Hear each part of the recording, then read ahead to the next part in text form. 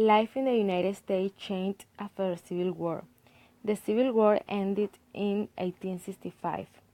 As soon as the war ends, started the Reconstruction. During this time, the southern states joined the United States.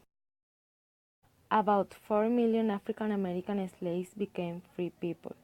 They wanted to learn read and write, so free schools were started, and some teachers from the North came to teach African Americans. Senators and representatives wanted to help African Americans. They added 3 laws to the Constitution. The first law was the 13th Amendment. It said that no one in the United States could own a slave. The second law was the 14th Amendment. This law said that African Americans were citizens. It also said all people have equal rights. The third law to help African Americans was the 15th Amendment. It said African American men could vote. After the Civil War also started a new life in America. More than 25 million immigrants came to America. They came because they didn't like the laws of their countries. Others came because they were poor and they thought they could earn more money in America. The immigrants had many problems in the United States. They had very little money, they had to learn to speak English, and they lived in small houses.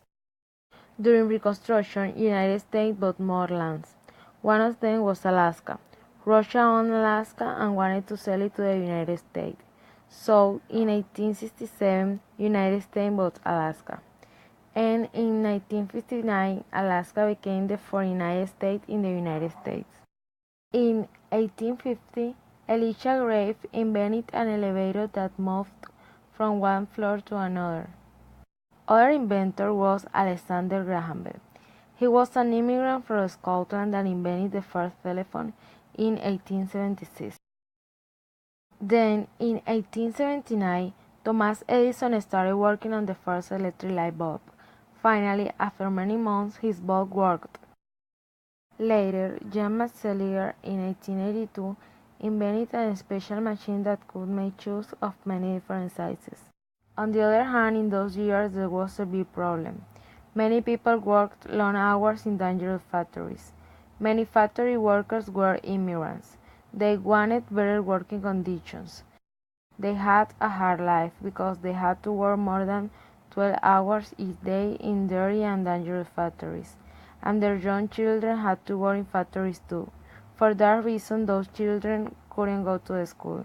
Factory workers decided to help themselves, so they started labor unions in order to make their jobs better. They wanted better salaries and other change. In 1886, Samuel Gompers helped to start the American Federation of Labor. Women also worked for a better America. Susan Anthony and Elizabeth Cody made many speeches for women's rights. They worked together for an amendment that could allow women to vote. 14 years before the death, a new amendment gave women the right to vote. Jane Addams worked to get new laws that would help immigrant factory workers and children. Florence Kelley worked to end child labor, with a law created in 1893 that said children under 14 years old couldn't work in factories. In the same year, Americans sent ships, soldiers, and goods to Hawaii because they wanted to force Queen Liliuokalani to end her rule. Hawaii became republic in 1894. Then, in 1898, United States Congress decided to make Hawaii part of the United States. Then, in the United States, started to happen relevant things that we're going to see in the next video.